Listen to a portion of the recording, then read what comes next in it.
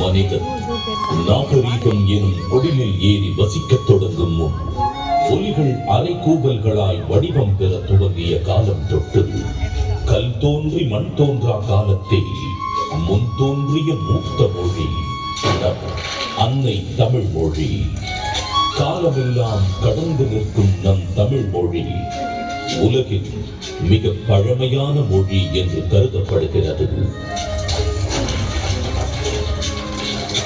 மொழிகளுக்கெல்லாம் தாய்மொழியாக திகழ்ந்து தமிழரின் வரலாறு, வாழ்வியல், அறம், மாண்பு மற்றும் கலாச்சாரத்தின் அடையாளமாக மிளிர்ந்து வரும் அன்னை தமிழ் மொழியின் தொன்மையில் அதன் பண்பாடு, இலக்கியம், சிற்பக்கலை, ஓவியக்கலை, கட்டிடக்கலை மற்றும் கல்வெட்டுகளில் காண முடிகிறது. 3 பிரிவுகள், 133 அதிகாரங்கள், மொத்தம் 1330 குறள்களில் இப்பாரினை அளந்து இவ்வுலகிற்கு இன்றியமையாத பொதுமறையை இயற்றி தந்த தமிழ் தாயின் தலைமகன், வையத்துள் வாழ்வாங்கு வாழ்ந்த தெய்வ புலவர் திருமகனார் திருவள்ளுவர்.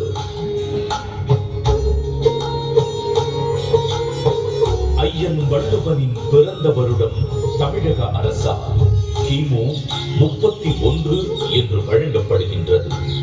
சென்னையின் மயிலாப்பூரில் வாழ்ந்ததாக கருதப்படும் இவர் காவிரி பாக்கத்தை ஒட்டி வாழ்ந்து வந்த மார்க்செயின் என்பவரது மகள் வாசுகியை மணமுடித்தார் என்றும் கூறப்படுகின்றது. தன்னை பற்றிய குறிப்புகள் மிக குறைவாகவே கிடைக்கப் பெற்றுள்ள போதிலும் தன் சொற்களால் தமிழ் கடத்தி சாதி மத வேதங்களை களைந்து மனிதத்தை உயர்த்தி பிடித்தவர் வள்ளுவர் திருமகனார்.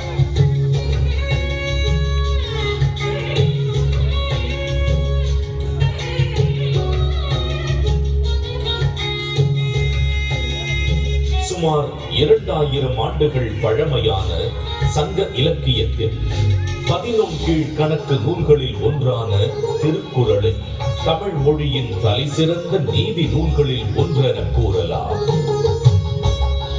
1.5 அடியில் 7 சொற்களில் மட்டுமே கொண்டு எழுதப்பட்டு ரத்தின சுருக்கமாக, அதே நேரத்தில் மிக ஆழமான கருத்துக்களை வெளிப்படுத்தும் நூலாக, மிகச் சிறிய வார்த்தைகளில் மிகப்பெரிய தத்துவங்களை அடக்கியுள்ள நூலாக இருக்கும் திருக்குறள் இன்றும் அது வகுத்தளிக்கும் நெறிமுறைகளுக்காகவும் அது வழங்கக்கூடிய பகுத்தறிவிற்காகவும் தமிழர்கள் மட்டுமல்லாது பல்வேறு மக்களாலும் விரும்பி போற்றப்படுகிறது.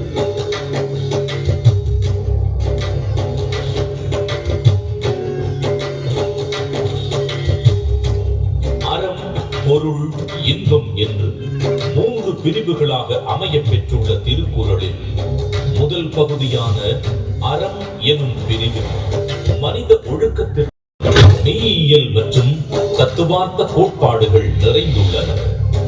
உதாரணத்திற்கு, காலத்தினார் செய்த நன்றி சிறிதெனினும் ஞாலத்தின் மானப் பெரிது எனும் குறள் ஒருவர் செய்யும் உதவி மிகச் சிறியதாக இருந்தாலும் அதை தக்க காலத்தில் செய்தால் அது இவ்வுலகை விட பெரியது என்று கூறுவதன் மூலம்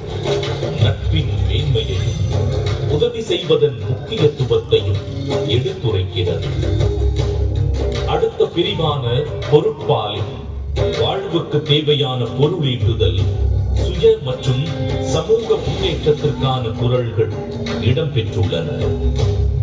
உதாரணத்திற்கு, கற்க கசடர கற்பவை கற்றபின் நிற்க அதற்கு தக எனும் குரலில் கல்வியின் முக்கியத்துவம், கல்லாமையின் தீங்கு, பொருள் கூர்ந்து கற்றல், அதன் பின் அறவழி நடத்தல் போன்ற எக்காலத்திற்கும் பயன்பெறும் கூறுகள் இடம்பெற்றுள்ளன.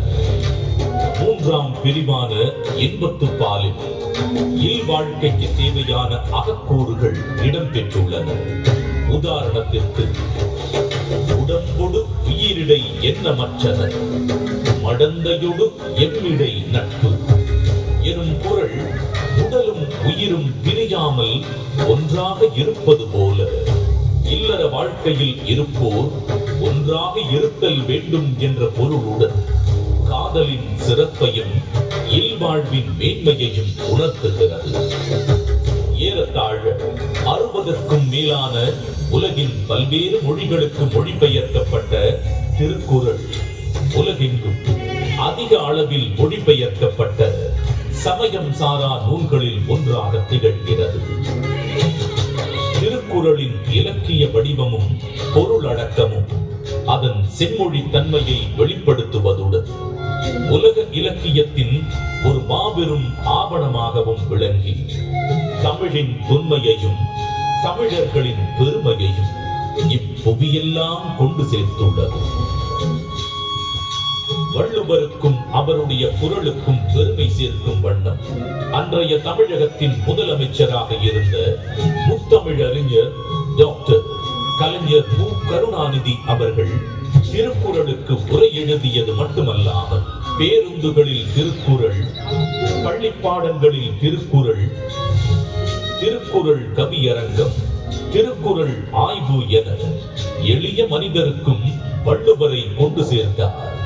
அவரது புகழை நிலைநாட்டும் விதமாக 1975 தொடங்கி பல இன்னல்களுக்கு பின்னர் 2000ஆம் ஆண்டு குமரி முனையில் 133 அடி உயரமுள்ள திருவள்ளுவர் நற்சிலையை திறந்து வைத்தார். இதைத் தொடர்ந்து குமரியில் உள்ள திருவள்ளுவர் சிலையின் வெள்ளி விழாவை முன்னிட்டு விவேகானந்தர் பாறை, வள்ளுவர் சிலை இவ்விரண்டையும் இணைக்கும் விதம் சுமார் உள்ள கண்ணாடி பாலம் தமிழக முதல்வர் மு. க. ஸ்டாலின் அவர்களால் திறக்கப்பட்டது. இந்தியாவின் முதல் கடல் மேல் கட்டப்பட்ட கண்ணாடி பாலம் இது என்பது வள்ளுவருக்கு மற்றொரு மணிமுடி. திருக்குறளை கொண்டாடும் பல முன்னெடுப்புகளில் முக்கியமான ஒன்று திருவள்ளுவரின் முக்கியமான நினைவு சின்னங்களில் ஒன்றான சென்னை நுங்கம்பாக்கத்தில் முத்தமிழறிஞர் டாக்டர் கலைஞர் மு. கருணாநிதி அவர்களது நேரடி கண்காணிப்பில் 5 ஏக்கர் பரப்பளவில் தோரணவாயில், அரங்க மண்டபம், கருங்கல் தேர், தேர் கோபுரம் என மிக விமர்சையாக வள்ளுவர் கோட்டம் 1976ஆம் ஆண்டில் உருவாக்கப்பட்டது. தமிழர்களின் பாரம்பரிய கட்டிடக்கலைகளின் அடிப்படையில் அமைக்கப்பட்டுள்ள வள்ளுவர் கோட்டம் வள்ளுவருக்கு புகழ் சேர்க்கும் இடமாகவும் தமிழ் மொழி சார்ந்த பல பண்பாட்டு நிகழ்வுகள் நடைபெறும் இடமாகவும் திகழ்கிறது. ஒரு குறிப்பிட்ட காலத்திற்கோ அல்லது ஒரு குறிப்பிட்ட இனத்திற்கோ என்றில்லாமல் யாதும் ஊரே என எல்லா நாட்டவருக்கும் ஆகச் சிறந்த அறநூலாக விளங்கும் சமத்துவ நூலா திருக்குறள் கரைகள் தாண்டி கண்டங்கள் கடந்து மனிதர்களின் இருள் சூழ்ந்த இடங்களில் ஒளி வீசி அறவழியை காட்டுகிறது. தமிழர்களின் பெருமையை பாரினில் உயர்த்தி பிடித்திருக்கும் திருக்குறள் வள்ளுவன் நம் தமிழ் அன்னைக்கு சூட்டியிருக்கும் மாட்சிக்குரிய மணிமகுடம்.